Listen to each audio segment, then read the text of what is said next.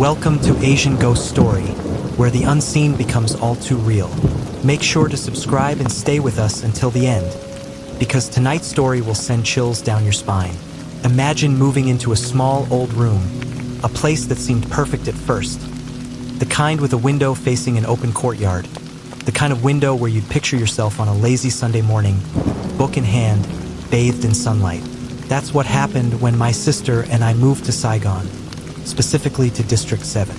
We rented a small, somewhat run-down room near the Tan Thuan export processing zone. It wasn't much, but it had character, and more importantly, it was convenient for our daily commutes to work and school. First, life seemed normal. My sister often had to leave town for her job as an accountant, and I, being a first-year student, stayed behind. Alone in the room, I would spend my evenings studying or looking out through the comforting square of the window. But there was something strange in the way the neighbors looked at us. Glances were fleeting, almost uncomfortable, but we brushed it off. We were new, after all. Maybe they were just curious about the newcomers, or maybe we simply stood out too much. Soon, I started to notice something unusual. At times, as I sat near the window or lay in my bed, there was an uncanny feeling that someone was watching me. It wasn't the kind of feeling that passes after a second. No, this felt prolonged, deliberate.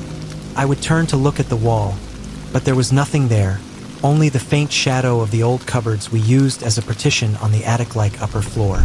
Sometimes, in my half-asleep state, I dreamt of a figure standing across the room, just staring.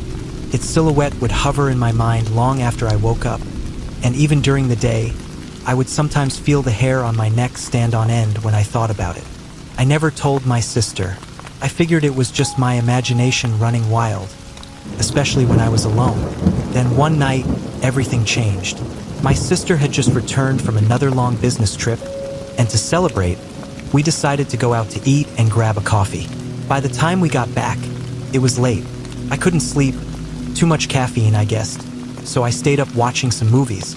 The old wall clock read 2 a.m. when I finally felt myself dozing off. I turned off the laptop, adjusted my pillow, and lay on my side facing the window. Suddenly, I heard it, soft, almost inaudible at first. The creaking of footsteps on the wooden floor behind me. I assumed it was my sister, perhaps heading downstairs for a late-night bathroom break. But the steps didn't stop. Instead, they grew louder, closer, until they were right behind me. I could feel the weight of each step as the floor groaned softly. A chill ran down my spine. I kept my eyes shut, body frozen, hoping that I was just imagining it. I tried to convince myself that it was all in my head, just a bad dream. But then, I felt it. The distinct sensation of something or someone brushing up against my back. The touch was cold, not like a person, but more like something lifeless. A chill that seemed to seep through my skin and freeze my very bones. I kept my eyes tightly shut, praying that it would stop. And then, as if in response, everything fell eerily silent. I could still feel the presence, though, a heaviness pressing in from behind me. The silence stretched on. Seconds felt like hours, until finally, something even colder touched my neck. It was a hand. I was sure of it, thin, bony, and covered in hair. I felt it move, slowly crawling up to my throat.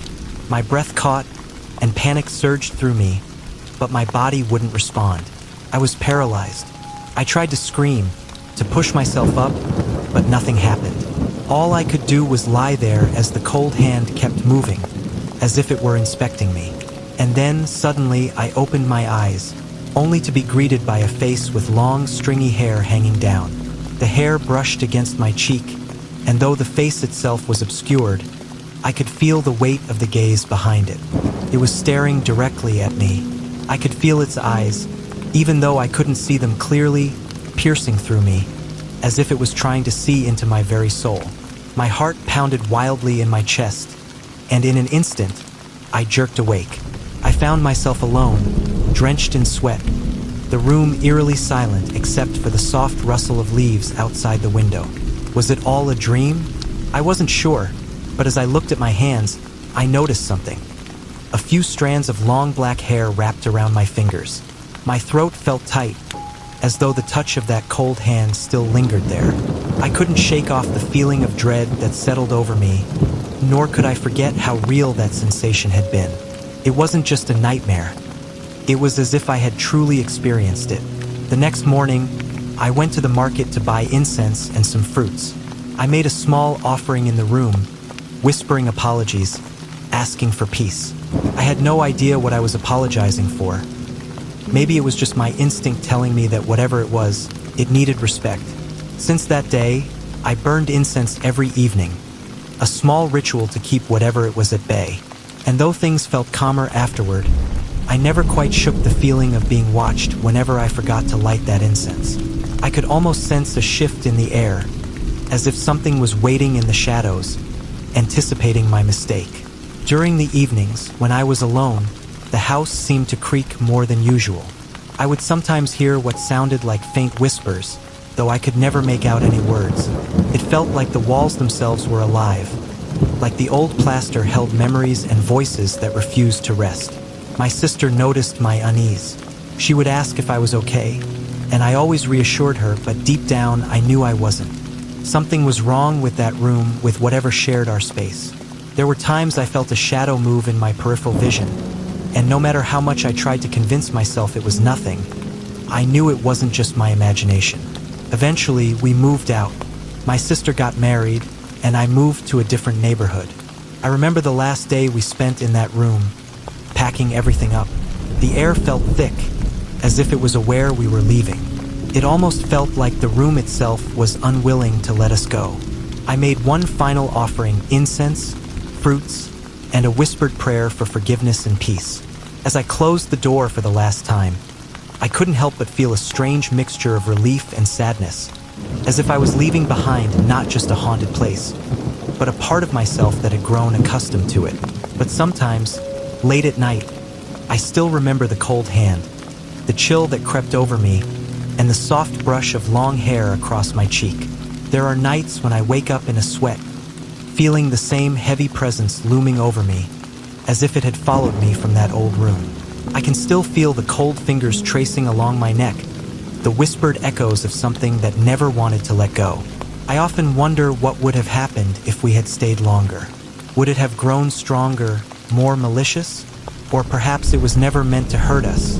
Maybe it just wanted acknowledgement, a reminder that it existed. I guess I'll never know.